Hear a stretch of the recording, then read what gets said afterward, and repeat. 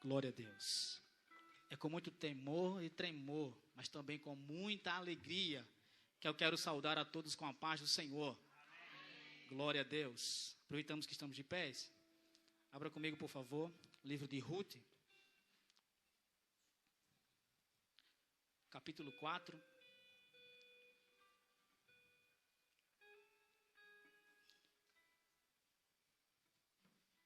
Livro histórico de Ruth, capítulo 4, do verso 6 ao 10. Enquanto os irmãos estão procurando, quero agradecer ao Senhor por mais uma oportunidade, agradecer ao pastor pela confiança. Também quero externar a paz à minha mamãe, que está lá no Rio Grande do Norte, me assistindo agora. Que o Senhor venha abençoá-la em nome de Jesus. Ela está se recuperando de um acidente que ela sofreu há uns meses atrás, mas graças a Deus está se recuperando bem. E não pude deixar essa saudação para ela. Como os irmãos já sabem, sempre venho falando sobre ela, é a minha maior referência de fé. Se eu estou de pés é porque existe uma mulher de joelhos orando por mim. Amém? Glória a Deus. Os irmãos acharam? Os irmãos acharam? Ninguém achou, a metade. Quem não achou, diga eu não achei. Tem que vir para a EBD, para a gente aprender a encontrar. Amém, irmãos? Ruth, capítulo 4, verso 6 ao 10, que diz assim: Então respondeu o que tinha o dever de resgate em primeiro lugar. Assim não posso assumir o meu direito, pois estaria colocando em risco todos os meus bens e propriedades. Declino o meu direito ao teu favor. Podes exercer tu o meu direito de resgate, pois eu não posso fazê-lo.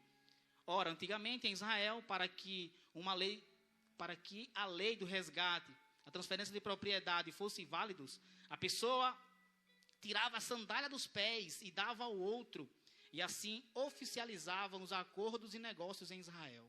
Portanto, assim que o resgatador declarou a Boaz: adquire-a, pois tu mesmo tirou uma de suas sandálias. Então Boaz pôde anunciar aos líderes e a todas as demais pessoas do povo ali presentes: sois testemunhas neste dia de que comprei da mão de Noemi tudo que pertencia a Elimeleque e tudo que pertencia a Quilom e Malom. Ao mesmo tempo adquiro por esposa Ruth, a mulher moabita, viúva de Malom, a fim de perpetuar o nome do falecido sobre sua herança, e para que o nome de Malom seja sempre lembrado no meio deste povo e na sua cidade natal. Disso sois testemunhas hoje. Podeis sentar em nome de Jesus. Glória a Deus para sempre. Irei pregar nessa noite debaixo do seguinte tema: o casamento de Jesus. A irmã Irene olhou para mim assim: como assim? Jesus casou? Escolhi esse tema para dar um impacto mesmo, para chamar a sua atenção. Aqui na igreja tem um amigo meu que noivou recentemente, disse que ele é tão cristão, segue tanto a Cristo, que não quer casar porque Cristo não casou. E eu falei para ele que eu provo na Bíblia que Jesus casou. E hoje eu vou provar para ele também, para os irmãos, que Jesus casou. Amém? Vamos lá. Primeiro eu preciso contar uma história para vocês. Uma história de fatos reais, que aconteceu em Belém, que curiosamente o nome significa Casa do Pão. Mas viveu um momento tão ruim na história, que a Casa do Pão, que para nós é chamada padaria, onde se tem pão, chegou um período de muita fome neste lugar. Então, ironicamente, a Casa do Pão faltou pão. Então, Elimeleque reuniu sua família, sua esposa e seus 2 filhos, e partiram para uma terra, só que uma terra amaldiçoada, uma terra mal vista pelos judeus. Que terra é esta? A terra dos Moabitas. Terra dos Moabitas era um povo que foi gerado de um incesto. Deixa eu voltar um pouco aqui antes dessa história, para lembrar vocês que quando Deus decide destruir Sodoma e Gomorra, existia apenas uma família que estavam ali, que Deus decidiu livrar eles: Ló, sua esposa e suas 2 filhas. Quando ele sai e a cidade é destruída, a mulher olha para trás e vira uma estátua de sal. As duas filhas pensaram que só existiam eles agora na terra, e a filha mais velha teve uma ideia macabra. Uma ideia perspicaz, vamos dizer assim. Ela pensou, se só tem nós vamos morrer e nossa descendência não irá se multiplicar. E o que ela pensou? Vamos embebedar, chamou a irmã mais nova, vamos embebedar o nosso pai, eu me deito com ela, os irmãos entendem se deitar, e depois você, a mais nova, deita com ele. E assim fizeram. Embebedou o pai, a mais velha deitou-se com ele, no dia seguinte, da mesma forma, e ambas engravidaram. A mais nova teve um filho chamado Ben-Ami, que daí vieram os Amonitas. E a mais velha teve um filho chamado Moabe, os Moabitas. Foi justamente para essa terra que Elimeleque e sua família foram buscar abrigo. Mas ao sair de Belém, Elimeleque não deixou lá a sua terra, vamos dizer assim, entre aspas, trancada a chave e saiu e foi embora. Não, ele vendeu as suas propriedades. Ele vendeu tudo que tinha e partiu para uma terra bem distante. Eu não discordo e também respeito os pregadores, os pastores que acreditam que Elimeleque cometeu um equívoco, ele errou. Mas deixa que eu entrar aqui, entre aspas, em defesa de Elimeleque. Imagina você estar num lugar onde não tem como trabalhar, onde não tem como você manter sua família. Você procura melhoras. Você procura um lugar que vai lhe dar um sustento, pelo menos. E Deus, Ele se vale das circunstâncias para que seus propósitos sejam realizados. Eu posso me usar como exemplo. Há 6 anos atrás eu chegava em São Paulo, porque eu tive crise de desemprego na minha cidade, tive que vir aqui tentar a vida. Só que pensava eu que eu vinha para cá apenas para trabalhar. Mas Deus se usou da crise lá da minha cidade para me trazer para São Paulo para cumprir as suas promessas na minha vida. Você percebe que Elimeleque, ele foi apenas um canal de Deus para que saísse de Belém, fosse para Moabe, para resgatar apenas uma pessoa. Não se preocupe quando vier as tribulações da vida de vocês, a ponto de vocês querer desistir de tudo. E falar assim, Senhor, eu não vou mais prosseguir porque eu não aguento mais. A pergunta não é, Senhor, por quê? O que foi que eu fiz? Onde foi que eu errei? Não, a pergunta não é essa. A pergunta é, Senhor, quais são os teus propósitos com essas dificuldades? Porque o propósito de Deus era para resgatar Ruth, a Moabita. Não tinha nada a ver com Israel. Não tinha sangue hebreu. Mas a promessa de Deus, vocês hão de recordar, a promessa de Deus para Abrão, quando chamou ele, Abrão, sai da tua terra, sai da tua parentela, no meio da casa de teus pais, para uma terra que eu irei mostrar a você. E em ti, Abrão, serão benditas todas as nações da terra. O povo de Israel se viam como os especiais, não queriam que os outros povos fossem salvos. Mas a promessa é que as famílias da terra fossem abençoadas através deles. Só que Abrão, no caso aqui, quando recebeu a promessa, ele sai de sua terra, mas ele comete um equívoco. Há também quem diga que o pecado de Abraão foi a mentira, mas permita-me também discordar, que Abraão ele não mentiu, dizendo que Sara era sua irmã para o faraó. De fato, Sara era irmã de Abraão, por parte de pai. O que aconteceu aqui foi uma omissão. É um pouco diferente de mentira. O erro de Abraão foi omitir que Sara era sua esposa. Mas o erro de Abraão, na história de Abraão, foi que a palavra de Deus foi, saia de sua terra e do meio de sua parentela. E quem foi que Abraão levou com ele? Ló, seu sobrinho, sua parentela. Abraão não obedeceu à voz do Senhor. Levou junto com ele um parente, onde Deus falava, se afaste deles, pois a promessa para você é você e sua família. Deixa eu pegar aqui um gancho. Quando jovens, por exemplo, ou mais especificamente, quando você encontrar alguém para noivar e casar, a partir daí você irá constituir uma família. A mamãe e o papai serão apenas parentes, que estarão ali para ajudar e dar o suporte. Mas a sua total dedicação, você homem, jovem, homem e mulher, será para a sua família.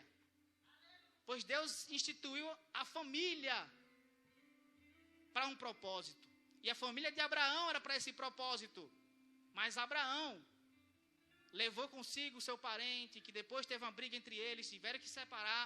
Ló foi para Sodoma, onde aconteceu o que eu acabei de falar, que foi destruída. Então o que acontece aqui é que a promessa de Deus era que a partir da família de Abraão, todas as famílias fossem abençoadas.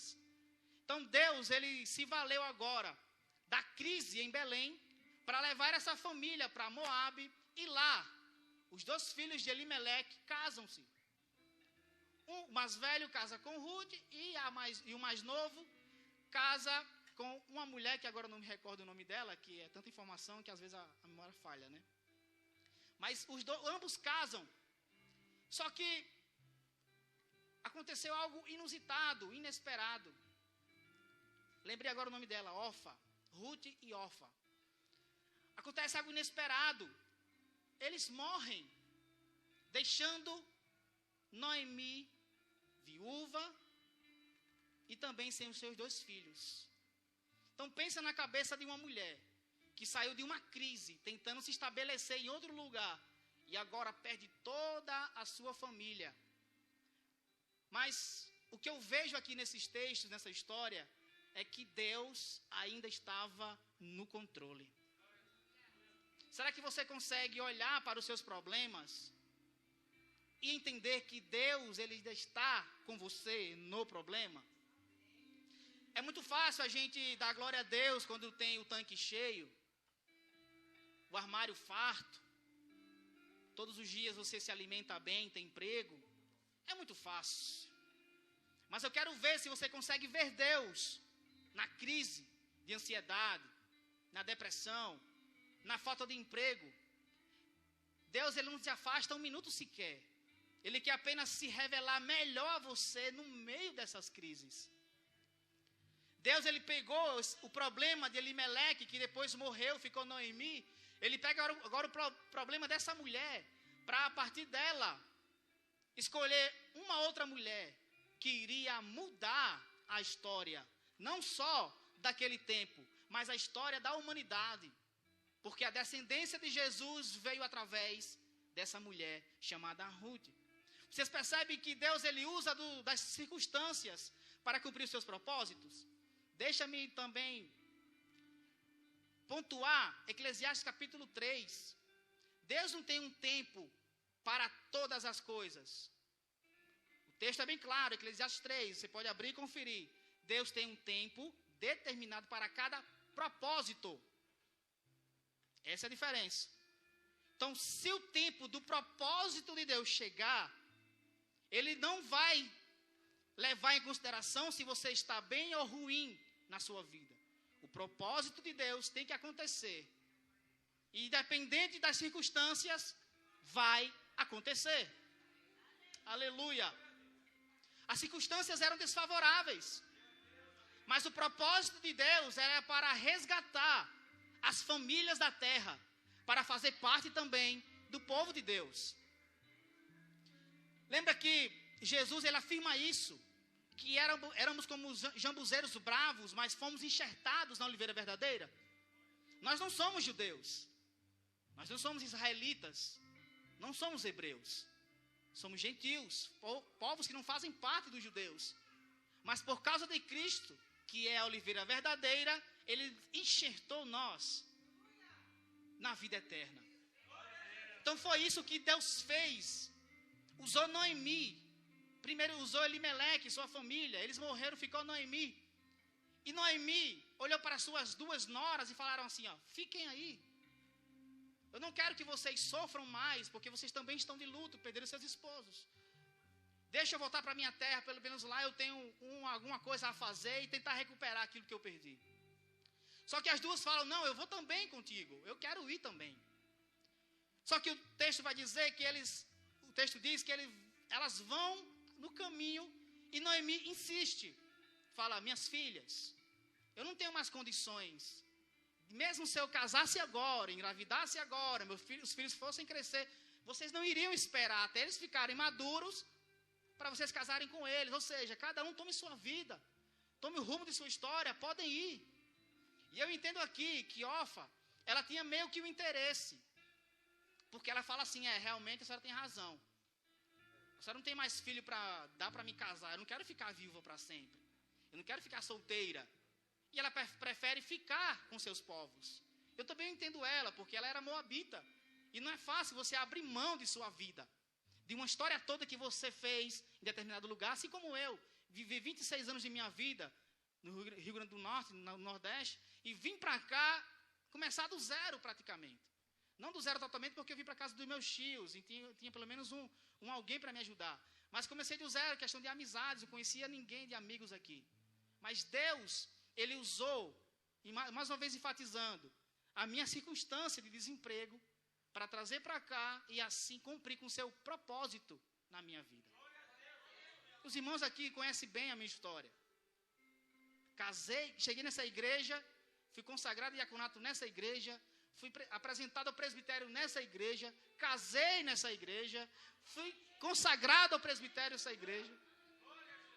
Então, se eu não tivesse entendido quais são os propósitos de Deus na minha vida, eu teria desistido na primeira tempestade. Mas quando eu compreendi que em meio à tempestade, Deus, ou melhor, quero até trazer essa ilustração. Em meio à tempestade, Jesus estava apenas dormindo, mas quando os discípulos gritam por socorro, ele levanta-se e acalma a tempestade. Então, quando você percebe que as dificuldades da vida não vêm para querer te matar, você não é o único que sofre. Você não é o único que olha para o espelho e fala assim, Senhor, por que eu? Porque justamente eu venho esse problema de saúde. Não é só você. Existem milhares e milhões de pessoas passando pelas mesmas situações. Se não é uma enfermidade, é uma dificuldade financeira.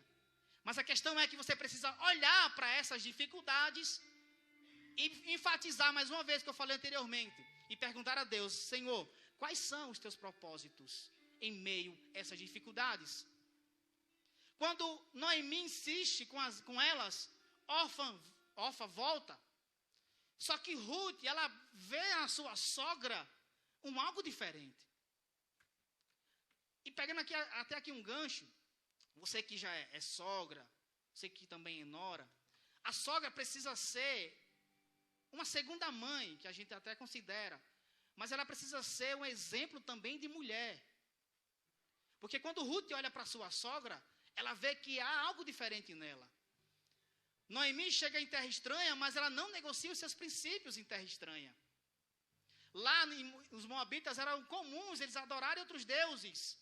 Se Noemi tivesse se contaminado com os outros deuses, Ruth também não teria essa decisão de ir com ela. Se ela tivesse se contaminado, ela falaria assim, pode ir para a sua terra, que eu fico aqui na minha. Adorar a Deus por adorar a Deus, eu fico por aqui.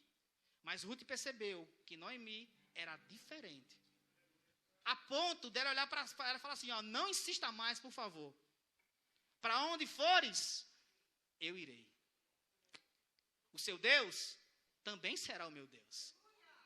Será que você tem, não essa capacidade, a capacidade não é a palavra certa, mas você tem pelo menos essa graça de alguém olhar para você e falar assim, eu quero esse Deus que você serve?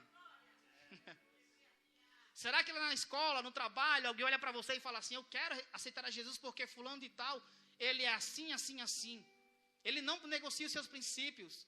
Às vezes a gente aqui dá uma fugidinha, vai para uma baladazinha e ele está lá firme. Eu quero esse Deus porque transformou a vida dele, também pode transformar a minha.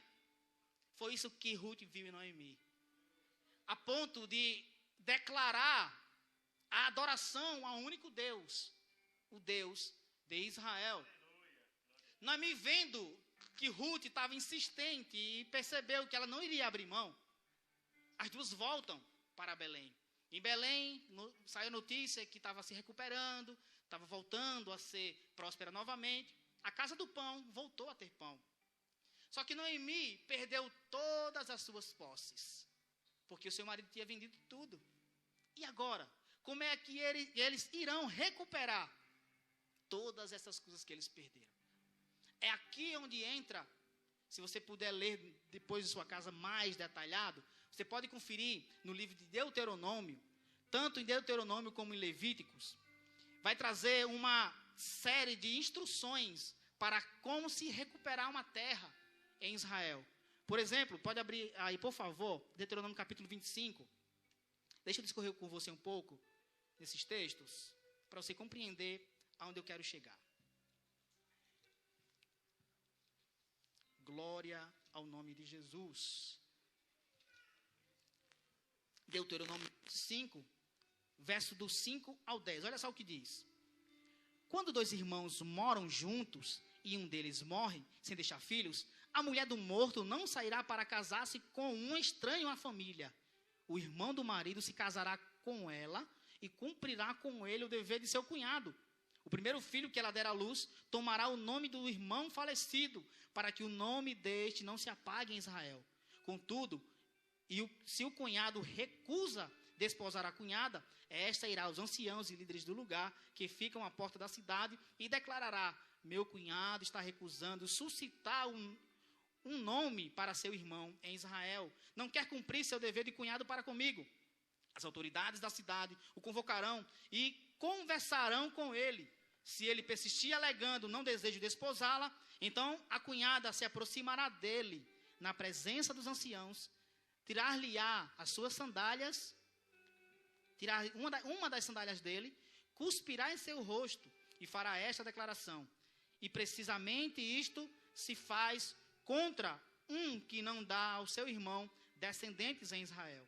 E daquele momento em diante, toda a descendência daquele homem será conhecida em Israel como a família do descalçado.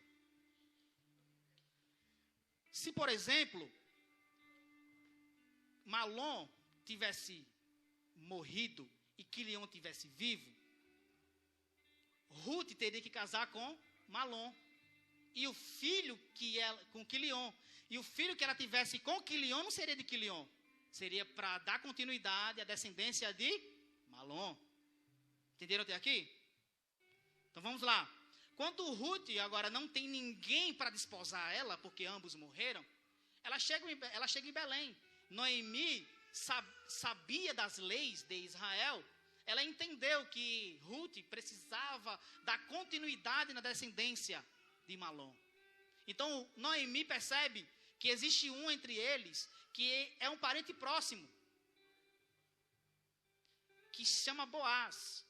É tanto que Noemi manda Ruth trabalhar nas eiras de Boaz, para ela se aproximar de Boaz e, consequentemente, Boaz a chamá-la para casar. Vamos ver mais adiante detalhado sobre isso.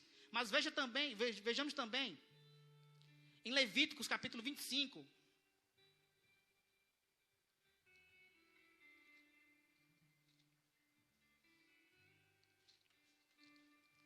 Verso do 25 ao 31, olha só. Eu tinha acabado de falar que ela voltou para Belém e não tinha mais suas posses, porque Elimeleque tinha vendido, tinha perdido tudo. Olha a lei sobre a questão das terras. A terra não será vendida perpetuamente, pois que a terra me pertence, e vós sois para mim estrangeiros e hóspedes. Para toda a terra que possuídes, estabelecereis o direito de resgate para a terra. Se o teu irmão cair na pobreza e tiver de vender algo ao seu patrimônio, e o seu parente mais próximo virar a ele, a fim de exercer seus direitos de família sobre aquilo que vende o seu irmão, aquele que não tem ninguém para exercer esse direito, e desde que haja encontrado recursos para fazer o resgate, poderá calcular os anos que deverá durar a venda, e assim restituirá ao comprador o montante referente ao tempo que ainda resta e retomará sua propriedade. Se não tiver meios para realizar esta restituição, a propriedade vendida permanecerá com aquele que a comprou até o ano do jubileu. No ano da libertação, o jubileu, o comprador a libertará para que volte ao seu primeiro dono. Então aqui estão as instruções de como se recuperar uma terra. Se aquele que, por exemplo, a Noemi tivesse voltado com condições, ela poderia comprar novamente as suas terras. mas ela veio pobre novamente. A segunda opção era ter um parente remidor, para que ela conseguisse resgatar. E foi aqui, neste ponto da lei, que ela se apegou. Ela percebeu que Ruth estava determinada a se envolver de fato com a cultura judaica e pensou, precisa arrumar alguém para casar com ela. Mas ela foi tão esperta que falou, não vai ser qualquer um que vai casar com ela. Não vai ser qualquer um. Deixa eu pegar esse gancho aqui. Você não pode escolher qualquer um para se casar. Vocês mocinhas aí, pais principalmente, precisam perceber a quem os seus filhos estão se relacionando. Porque eles não podem se envolver com qualquer um. Nós somos a noiva comprada por Cristo. Temos um valor inestimável. Então nós não podemos nos desvalorizar tanto a ponto de se entregar para qualquer um ou para qualquer uma. Noemi olhou para Ruth e falou assim, você é muito especial para mim. Eu não quero que você se envolva com qualquer um. Ela olhou para Boaz. Só que Boaz também, conhecendo da lei, falou, não, eu tenho um irmão. Alguns historiadores confirmam que ele tinha um irmão mais velho, que a Bíblia chama de o outro remidor. Não traz aqui o nome dele, mas é o outro parente remidor. E ele falou assim, vai chegar agora no texto a qual eu li. Vejamos aqui no capítulo 4 de Ruth, a partir do verso 1. Entre mentes, Boaz subiu à praça que ficava ao lado do portão da cidade e sentou-se ali. Coincidentemente, passava por ali o resgatador. Não fala o nome dele, fala o resgatador. Aquele parente mais próximo que ele havia mencionado a Ruth. Então Boaz o chamou. Olá, meu amigo, chega aqui, assenta-te ao meu lado por um pouco. O homem se aproximou e sentou-se. Boaz reuniu 10 homens da cidade, que seriam ali como testemunhas, e também os convidou, sentai-vos aqui convosco. E eles se sentaram. Então declarou ao homem que tinha primeiro o direito de resgate. Noemi, aquela nossa parente que voltou dos campos de Moabe, quer vender a parte do terreno que pertencia a nosso irmão Elimeleque. Resolvi, portanto, informar-te o assunto, na presença de alguns representantes do povo, e sugerir-te que adquiras o terreno. Se desejares resgatar esta propriedade, resgata-a, se não, rogo-te responde para que fique esclarecido e seja do conhecimento de todos, pois ninguém mais tem este direito de resgate, a não ser tu. E depois de ti, eu. Prontamente, o homem retrucou, sim, eu quero exercer meu direito. Mas veja só o detalhe aqui, verso 5. Contudo, Boaz lhe preveniu, no dia em que adquirires este campo das mãos de Noemi, estarás igualmente recebendo Ruth, a moabita, a mulher daquele que morreu, a fim de perpetuar, lembra de Deuteronômio? De perpetuar o nome do falecido sobre seu patrimônio. Olha o verso 6, o qual eu li. Então respondeu que tinha o dever de resgate em primeiro lugar. Assim não posso assumir o meu direito, pois estaria colocando em risco todos os meus bens e propriedades. Declino do meu direito ao teu favor. Podes exercer tu meu direito de resgate, pois eu não posso fazê-lo. Quando Noemi percebe que Boaz poderia ser esse resgatador, ela não estava arriscando por ela mesma. Eu acredito que ela sabia que existia um irmão mais velho, mas ela olhou para Boaz, e eu percebo aqui uma direção de Deus, porque tinha que ser Boaz. Aqui eu me lembro de Judá e Tamar. Lembra que o sogro teve relações com a nora? Judá e Tamar. Se vocês podem conferir isso mais no livro de Gênesis. A descendência de Jesus teria que vir da tribo de Judá. E a semente de Judá, os irmãos me entendam como semente, a semente de Judá, a semente que Jesus viria teria que ser de Judá. Então, quando as mulheres casam com, uma das mulheres casa com o primeiro filho, quando a mulher casa com o primeiro filho de Judá, ele morre. Judá dá o segundo, lembra do Deuteronômio? Para dar sequência. Só que o segundo falou assim, ó, o filho que vai nascer não vai ser meu, não? Não, não vai ser seu, vai ser do seu irmão. Então, na hora do ato, ele fazia fora e ele não deixava que a mulher engravidasse. Deus o matou. Judá ficou com medo, falou assim, eu não vou dar mais meus filhos para essa mulher, por quê? O que é que essa mulher tem que está matando os meus filhos? Porque Deus queria que viesse da semente de Judá. E Judá estava fugindo de exercer o seu direito. É tanto que a mulher, ela prepara, articula uma ideia, se veste como uma prostituta, que no Oriente Médio é ao contrário, a prostituta lá se veste. Vocês entenderam, né? As prostitutas colocam uma roupa, fica só aparecendo os olhos. Então, a mulher se vestiu como uma prostituta e ficou esperando. E ele aparece, eles têm relações, e ela pede como garantia, porque ele não tinha como pagar, e fala assim, olha, tem um cabrito. Não, mas eu quero uma garantia. Deixou o bordão, deixou o cajado, deixou lá com ela. Quando ele vai tentar buscar recuperar para pagar a ela, não encontra mais ela, porque ela não era prostituta. Ela era a nora, que ele se isentou de dar o filho dele para casar com ela. Quando meses depois vem a notícia, Judá, sabe a sua nora? Ela está grávida. O que foi que Judá fez? Merece morrer. Adúltera. Fornicadora. Só que antes da sentença chegar, ela manda o cajado e o bordão e fala assim, foi este homem aqui quem eu deitei. Judá cai em si e fala, ela é mais justa do que eu, porque eu neguei a descendência para esta mulher. E foi justamente dessa descendência que veio o nosso Salvador. Porque mais uma vez, parecido com a história de Noemi, Deus queria usar um meio que para nós é um absurdo, mas é para se cumprir o propósito de Deus. Ele não importa a situação, as circunstâncias. Seus propósitos têm que se cumprir. Então, voltando aqui para a nossa história, Noemi fala para Ruth, Ruth, se apega nesse homem aí, seja obediente. Tal dia ela falou assim, Ruth, se perfuma, se veste bem, vai de noite, fica observando ele. Quando ele sair para dormir em um lugar, nas eiras, você vai lá, se deita aos pés dele, descobre os pés dele. Lembra que eu li aqui, que para alguém redimir outra pessoa, tem que descalçar os pés. Então ela descobriu o pé dele porque estava dizendo assim para ele, eu preciso de um remidor.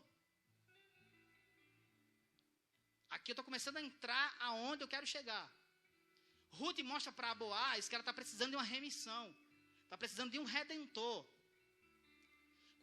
E a Bíblia diz que Boaz, ele tomou uns vinhozinhos, ficou um pouco alegre, pegou no sono, foi onde Ruth descobriu seus pés. Quando ele volta em si e acorda, percebe que tem uma mulher aos seus pés. Descobre que era Ruth. E fala assim, o que é que você está fazendo aqui? Ela fala, não, eu vim apenas pedir que você me resgate. E ele percebeu que Ruth poderia ter buscado, e ele fala, você poderia ter buscado em qualquer outro lugar, homens mais novos, bonitos, mas você veio aqui. A minha procura para resgatar, então eu não vou se cansar até eu redimir você e a sua nora, e a sua sogra.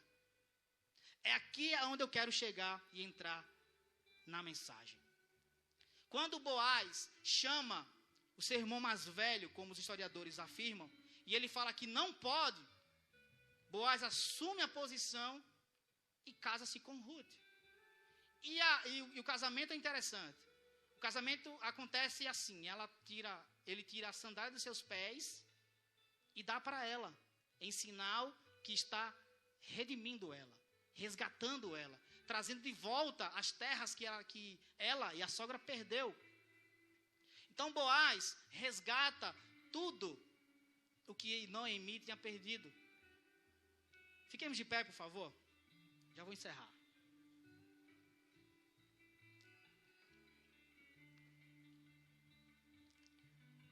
Olha só que lindo e maravilhoso. Elimeleque aqui, irmãos, representa bem Adão. Lembra que Adão tinha um jardim perfeito, lindo, maravilhoso? Mas ele negociou com Satanás. Ele perdeu a sua terra. Boaz representa muito bem Jesus, o resgatador, o remidor. Ruth representa muito bem a igreja, que precisava de um remidor, de uma remissão. E o parente mais velho de Boaz representa muito bem Deus.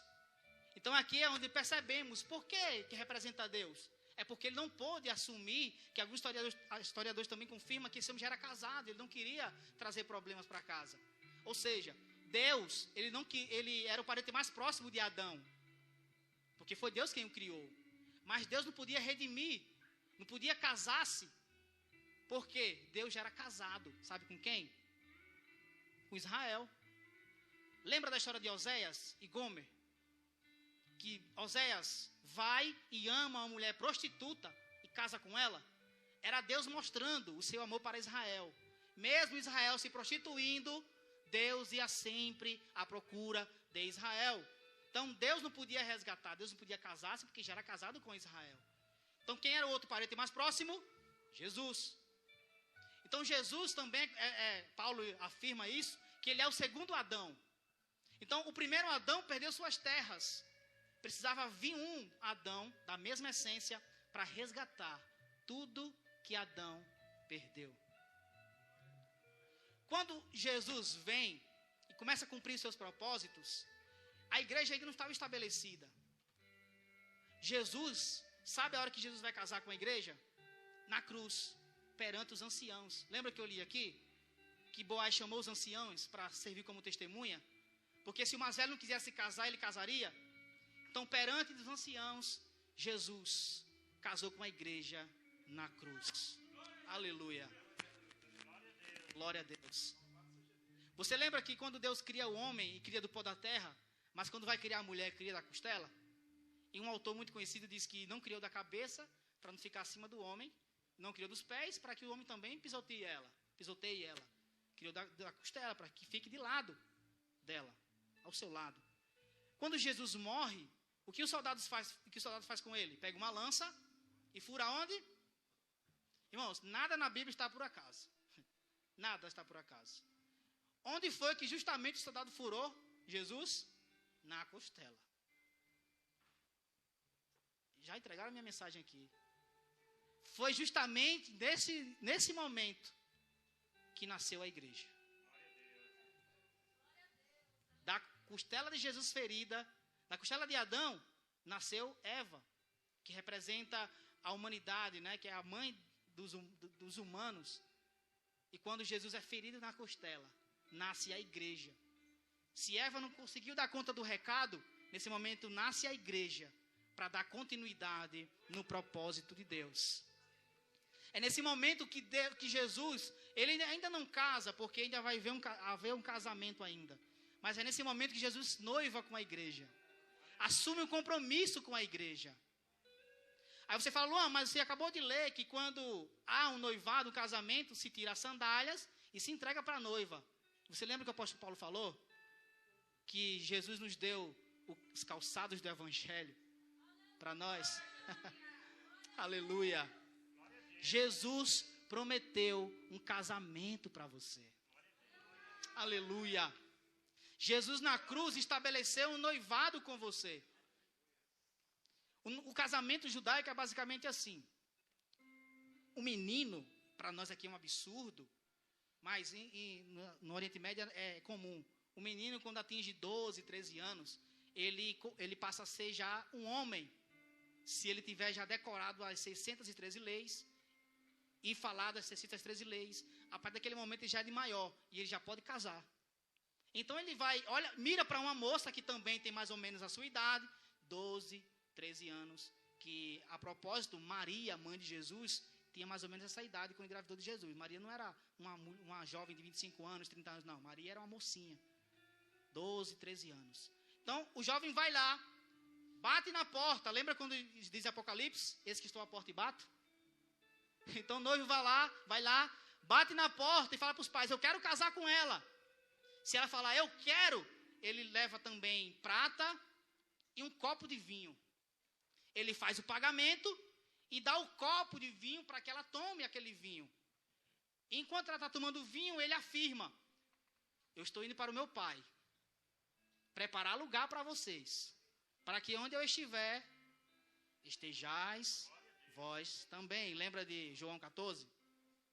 Jesus não falava coisas por falar. Jesus sabia o que estava falando.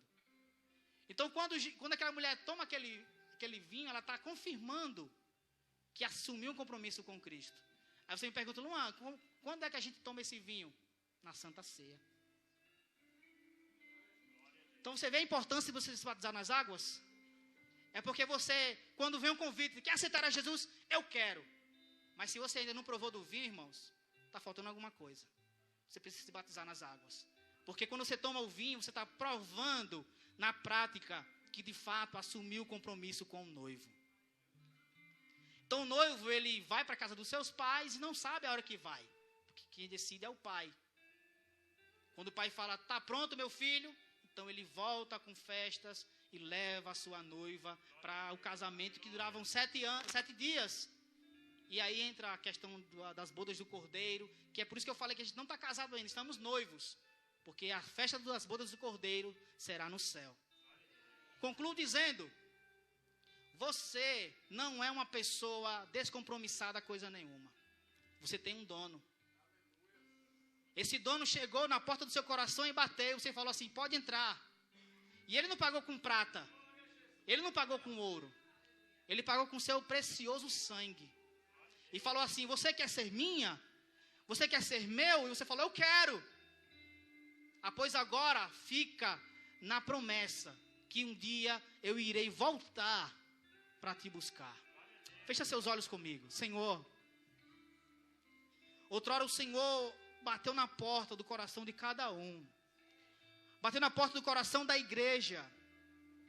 E perguntou se podia entrar. E permitimos que o Senhor entrasse. Tu és o nosso parente remidor, Senhor. Aquilo que Adão perdeu lá no jardim, precisávamos de um remidor para devolver aquilo que é nosso, Senhor. Homem nenhum teve condições para isso. Mas o Senhor, vendo que ninguém tinha condições para isso, o Senhor mesmo veio e cumpriu com o seu propósito de nos resgatar, Senhor. Hoje somos compromissados contigo, Senhor.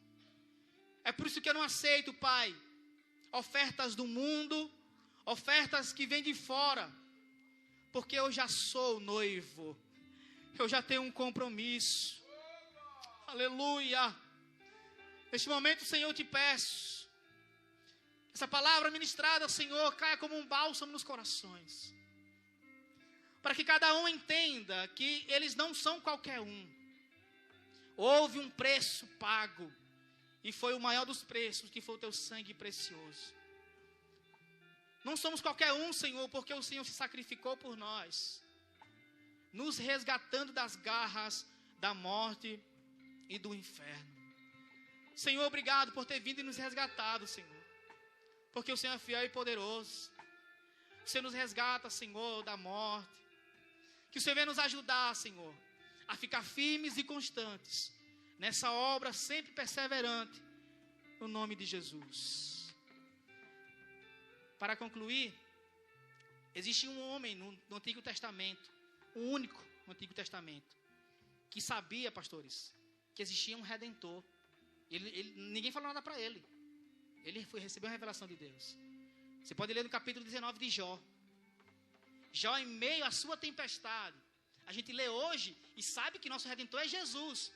Mas imagina aí um tempo que ninguém sabia que Jesus iria vir. Jó, em meio às cinzas, em meio às dificuldades, ele olha para o céu e fala, eu sei que o meu Redentor vive, e que em breve ele vai se levantar. Jó já sabia que tinha um Redentor, que tinha um remidor, e é esse remidor que está entre nós. É aquele que nos traz a paz em meio às guerras, é que traz o alívio em meio às crises da vida. O mundo está um caos, guerra está acontecendo. Aconteceu sexta-feira, perante os nossos olhos, uma tempestade aqui em São Paulo, que somos privilegiados de ter energia, mas quase 2 milhões de pessoas aqui em São Paulo estão sem energia.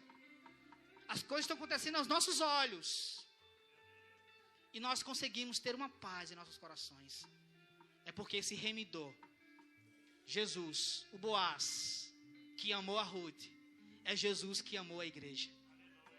Aí você fala assim, eu particularmente, eu sou a noiva de Cristo?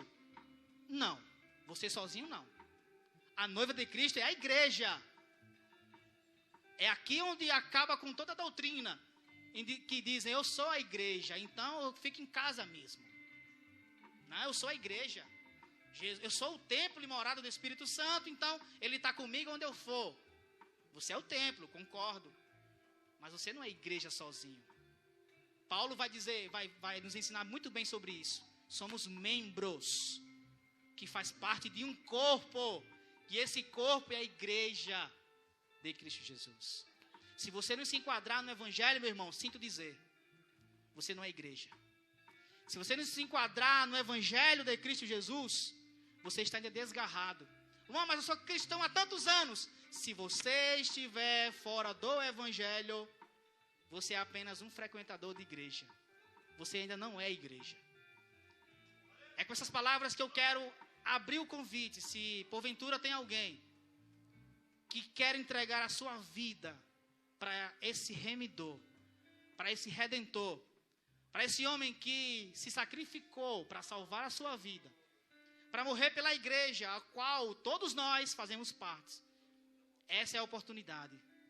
Se você desejar fazer parte dessa noiva de Cristo, que é a igreja, está aberto o convite. O grupo de louvor louva, já entrega para o pastor, a gente já faz a parte final. O grupo de louvor vai cantar. Enquanto isso, os irmãos adoram. E você que não tem Cristo como seu suficiente Salvador, está aberto a oportunidade para você aceitar a Jesus. Os irmãos podem sentar, fica à vontade. Está aberta a oportunidade para você aceitar a Jesus e viver a vida verdadeira com esse noivo, com esse parente remidor. Louvado seja Deus. Desde já agradeço a minha oportunidade, pastores, obrigado. Pastor Jailson, pela confiança em nome de Jesus. Deus abençoe a todos, uma semana maravilhosa.